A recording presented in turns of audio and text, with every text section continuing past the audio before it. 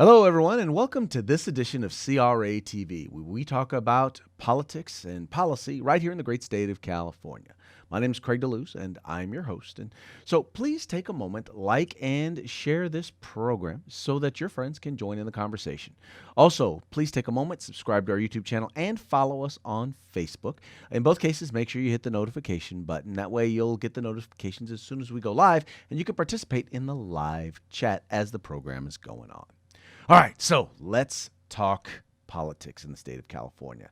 As we all know, the legislature is back in session, and in California, we all know that means that no one's life or liberty or property is safe. Well, in this particular case, I want to say that there's actually something good that could possibly come out of the California state legislature. And although it is really, quite frankly, undoing a bad, well, let's just say that it's actually going to, if it does what it is that I believe that it possibly can do, I think we're going to see a real shift in a particular area when it comes to labor law in the state of California. And that has to do with AB 5. Now, for those of you who are not familiar with AB 5, well, here's a quick story about what it is and what it's done. At its core, advocates say the new law will offer guaranteed wage protections to California workers. Good, right? But opponents say it's an expensive and unfair law that places the cost of those protections on businesses. So how's it going to affect you? Only about 2 million independent contractors could be directly impacted. But do you use Uber or Lyft? How about a food delivery app? Hire people to walk your dog? If so, you could have longer wait times and a bigger bill. Not to mention truckers and freelance journalists could also face changes. While the answers still aren't certain because AB 5 is facing a number of legal battles, I spoke with experts about what could happen. Dan Walters is a journalist with Cal Matters. He describes the law as a titanic political battle. This is not going to be settled overnight. It's probably going to be a lot of court battles, a lot of angst, a lot of uncertainty, and a lot of disruption before this thing is resolved, one way or the other. Now, we spoke with an attorney representing the National Press Photographers Association. In full transparency, some ABC 10 employees are members of the NPPA. I think, unfortunately, journalists, photographers, and writers are caught between the rock of dwindling to non-existent employment opportunities and the hard place of AB 5. They just don't know what's going to happen and whether they're going to have the ability to earn an income. All right, so now that we know exactly what it is, let's talk about the effort by Assemblyman Kevin Kiley to overturn this particular piece of legislation. Kevin Kiley has introduced a bill that will undo AB 5 and allow people to actually be able to be able to own their own business, to be an independent contractor and have control over their time and over their talent. Now, there was a rally that was recently held at this California State Capitol, and Mr. Kiley really kind of took a moment to explain kind of the full breadth of just who and how much of an impact AB 5 has had on independent contractors and on our economy. Governor, your own former deputy chief of staff, AB 5, one of the most destructive pieces of legislation in the last 20 years. Perhaps never in our history has a legislative enactment so shattered the lives of so many people, shaken the foundations of our pluralist society. Videographers and caricaturists, transcriptionists and interpreters, technicians and engineers, analysts and consultants, musicians and conductors, artists and dancers, writers and editors, coaches and trainers, teachers and tutors, nurses and doulas. The list goes on. Over 150 professions. Hardly an industry or trade is unscathed. Most devastated by 5 are our most vulnerable. Seniors, caregivers, students, reformed convicts, single mothers, people with disabilities or health issues or mental health needs, all of whom rely on independent contracting. Now, one of the biggest industries that's been impacted is journalism. Because, see, in journalism, a lot of people who work in journalism, whether they be photographers or freelance writers or videographers, these are individuals who oftentimes don't just work for one publication or one outlet. They may work for multiple outlets. They generally can't get enough revenue or have enough opportunities working for one. So by working for multiple, they're able to then put together a broad enough spectrum of clients that they're able to actually build in, actually have a sustainable living, in some cases prosper, or in many cases prosper. But here's an example of one individual who hasn't had that opportunity, who has had that opportunity taken away by AB5. AB5 has gravely damaged the lives of thousands of independent writers and reporters. I fight for them and for my favorite amendment to the U.S. Constitution, the first.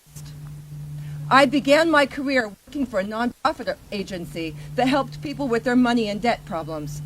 But after 10 years, I hit the paltry salary limit.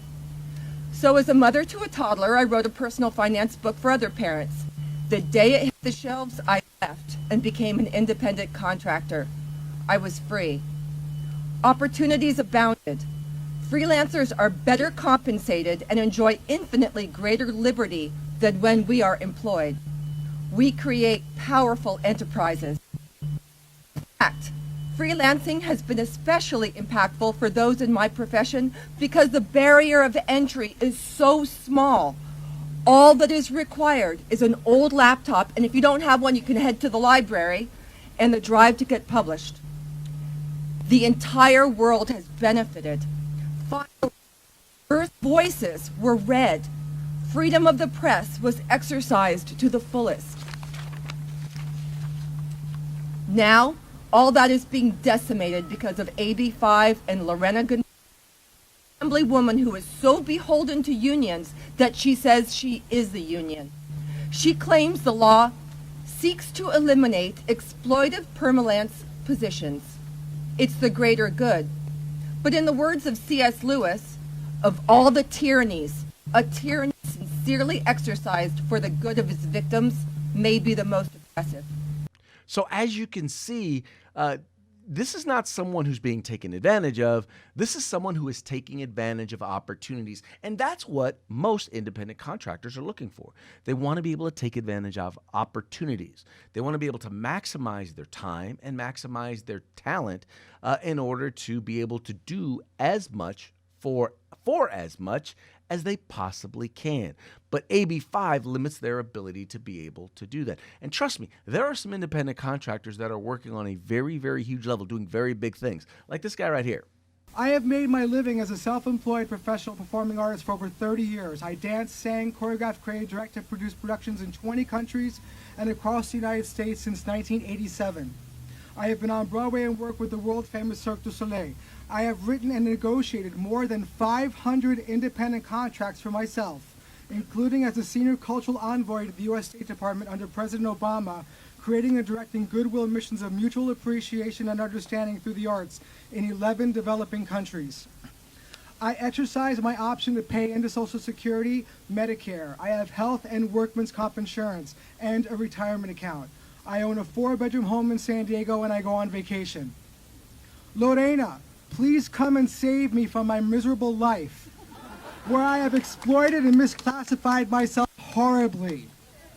But see, it's not just about the people earning a living. It's also about the people who are impacted by the changes in this law.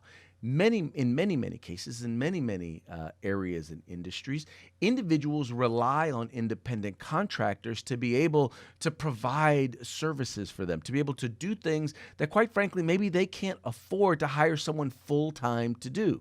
You heard it. Over 150 different professions are affected. So you're talking, once again, you're talking people who do translation. You're talking about people who provide nursing services, people who provide specialized special education services. And in this case, an individual who runs a nonprofit tells you how it's impacting his clients and his ability to be able to meet the needs of fathers and their children. I manage a dad support group called Forever Fathers.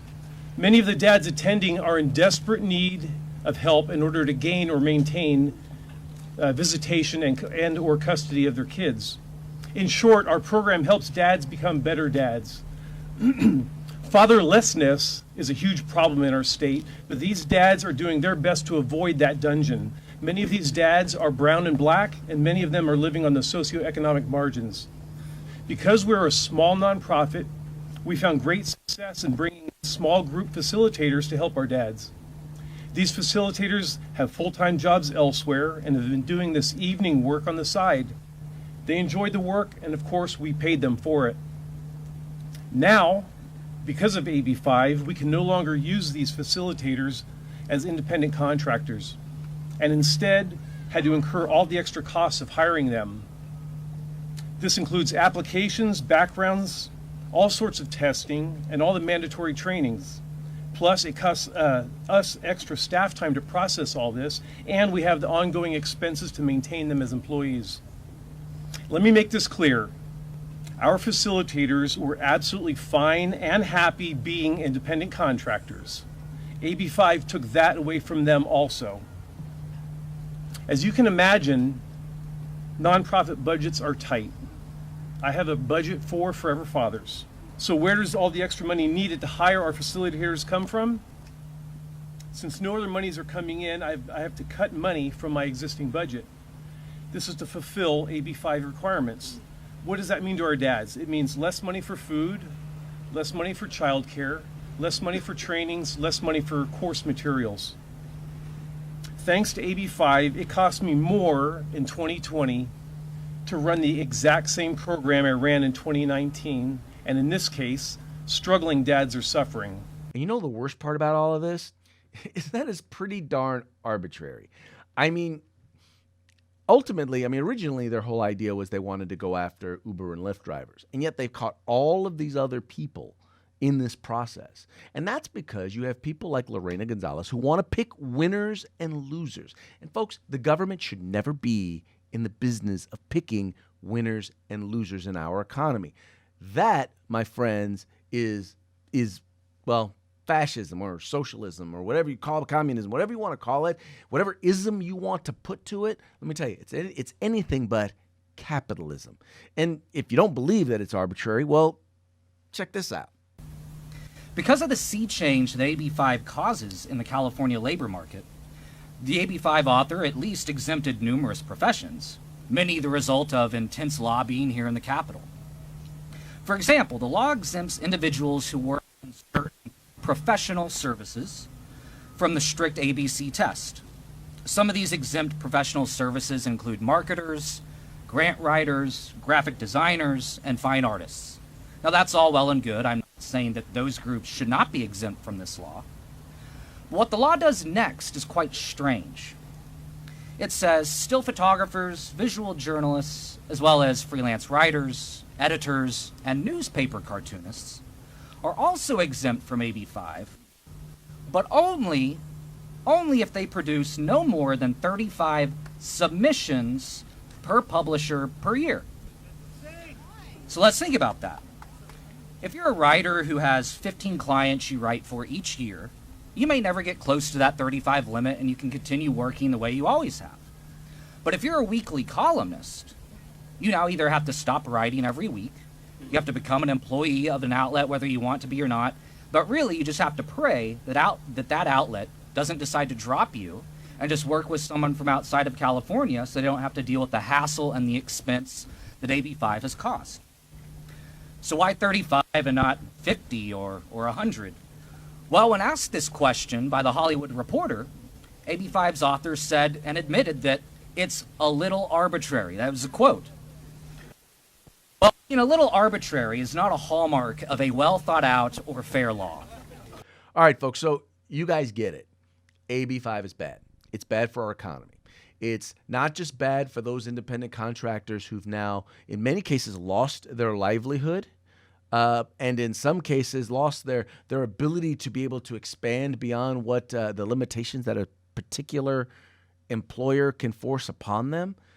But it's also impacting people who depend on those independent contractors to provide services, to help meet needs of many folks throughout the state of California, including those who are in need. So here's what we need you to do.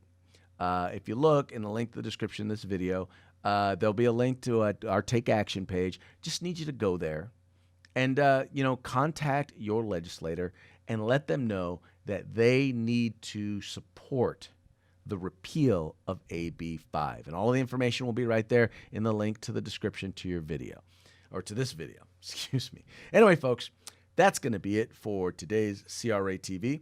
We very much appreciate you guys tuning in. We appreciate you liking and sharing this program, telling your friends about the California Republican Assembly. We are the conscience of the Republican Party. See you real soon.